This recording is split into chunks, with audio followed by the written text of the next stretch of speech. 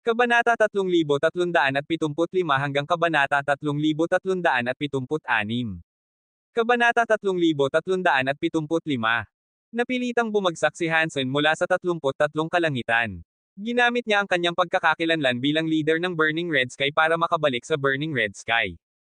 Tatay. Nakita ni Bauer si Hansen at agad na tumakbo papalapit sa kanya. Bauer, tara na. Kinuha ni Hansen si Bauer at naghanda ng umalis sa Burning Red Sky. Bago sila makaalis, maraming space tunnel ang nagbukas sa Burning Red Sky. Mukha itong mga black hole. Maraming nakakatakot na nilalang ang dumaan sa mga black hole. Hansen, magkita tayo muli. Isang kakaibang boses ang narinig. Nakita ni Hansen si Shoot Shadow mula sa God Chaos Party na lumabas sa isang black hole. Kasama niya ang ilang elders ng God Chaos Party. Isa sa kanila ay si Rocky D, na pamilyar na kay Hansen. Hindi pinansin ni Hansen ang presensya ni Shoot Shadow. Kinuha niya si Bauer at ginamit ang kanyang pagkakakilanlan bilang leader ng Burning Red Sky para umalis. Biglang narinig niya ang isang nakakatakot na halimaw na umungol. Nagsimulang manginig ang buong Burning Red Sky. Ang espasyo ay tila nag-ulo. Hindi makaalis si Hansen sa Burning Red Sky. Pumasok ang isang break world beast na parang totoong dragon mula sa warp sa espasyo. Kahit saan ito pumunta, nag-ulo ang espasyo. Lumitaw ang dambuhalang katawan nito sa Burning Red Sky at apektado ang buong espasyo, nakulong ang lahat sa loob. Hansen, dapat ka nang mamatay. Napapagalitan mo ang buong God Chaos Party para magpadala ng ganitong dami ng elite, kaya dapat kang ipagmalaki. Ang kamatayan mo ay magiging marangal. Tinitigan ni Shoot Shadow si Hansen na may pagmamalaki sa mukha. Baka hindi ako ang mamamatay, sabi ni Hansen habang inilalapag si Bauer. Kung hindi ikaw, ang ibig mo bang sabihin ay ako? Tumawa si Shoot Shadow na para bang biro lang. Oo, ikaw. Kaagad matapos magsalita si Shoot Shadow, narinig niya ang malamig na tunog mula sa likod. Gusto sanang lumingon ni Shoot Shadow, ngunit bumagsak ang isang paper knife sa kanya. Umiikot ang kanyang paningin habang ang kanyang ulo ay lumipad sa kalangitan. May ekspresyon ng hindi makapaniwala sa kanyang patay na mukha. Nagulat ang ibang elders ng God Chaos Party nang makita si Rocky D na pinatay si Shoot Shadow. Mister, hayaan mo akong ayusin ito. Hansen, ikaw ang magdala sa master at umalis muna. Inilagay ni Rocky D ang kanyang kanang kamay sa dibdib habang yumuko kay Hansen. Pagkatapos, hinarap niya ang lahat ng nilalang gamit ang kanyang paper knife. Alam ni Hansen na hindi siya ang pinupuri ni Rocky D.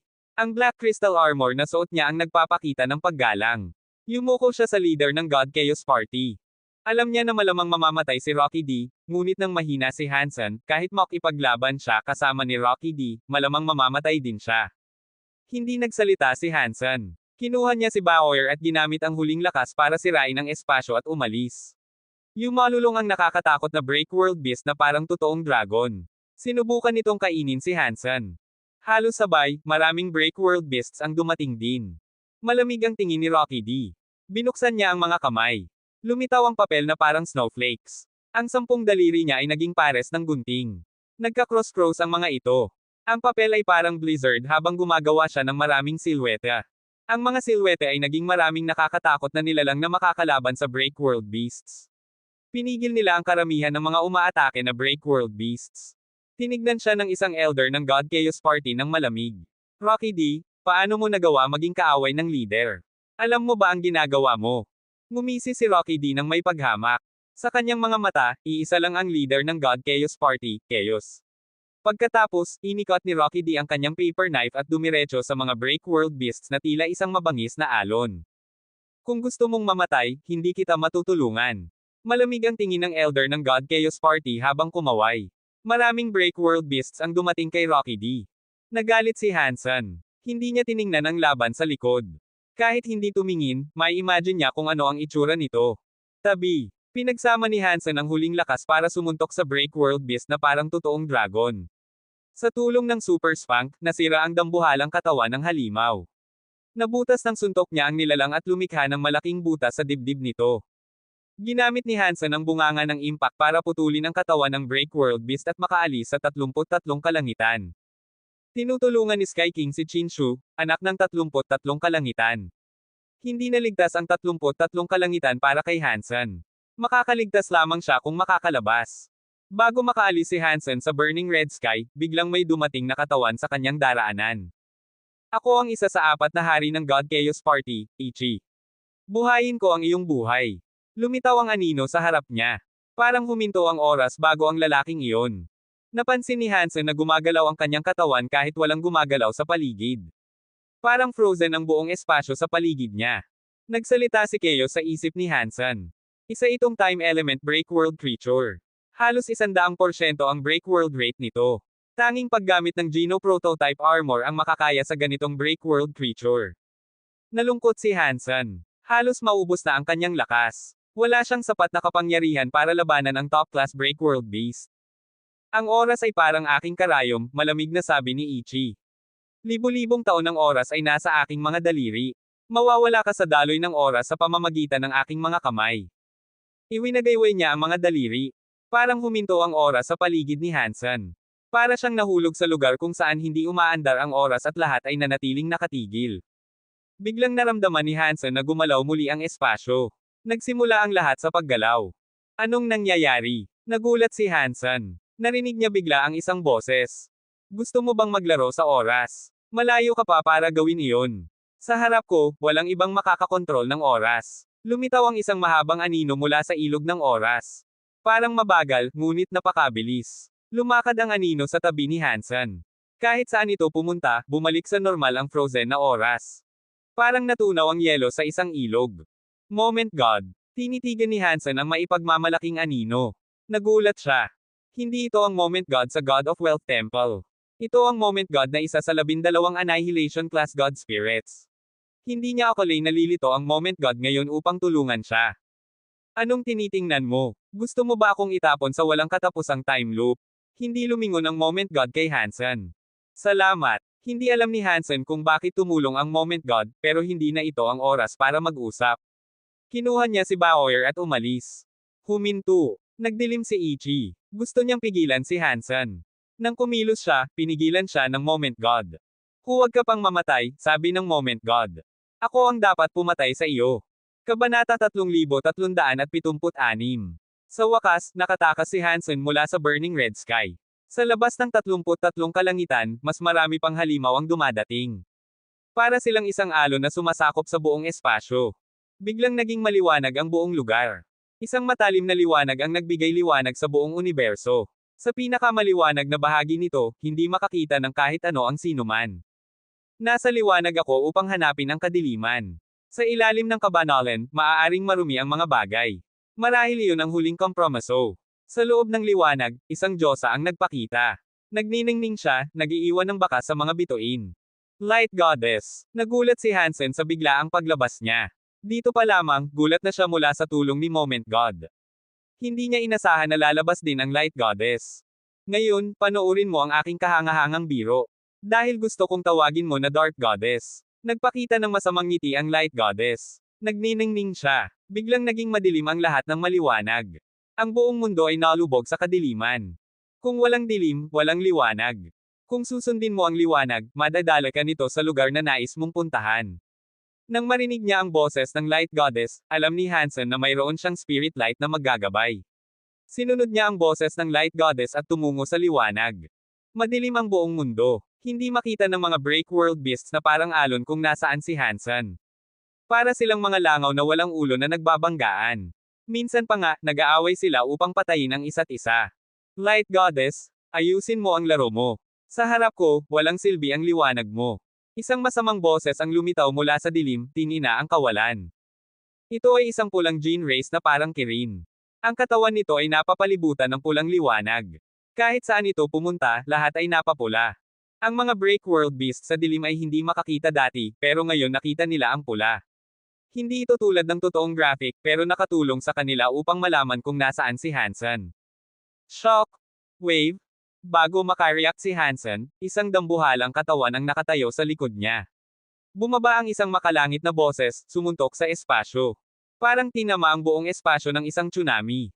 Natama ng grupo ng break world beasts. Lumipad sila sa espasyo. Biglang naging isang malaking vacuum zone ang buong lugar. Crazy Battle God. Nakilala ni Hansen ang anino ng God Spirit. Isa ito sa 12 Annihilation Class God Spirits, na tinatawag na Crazy Battle God. Go! Hindi lumingon si Crazy Battle God.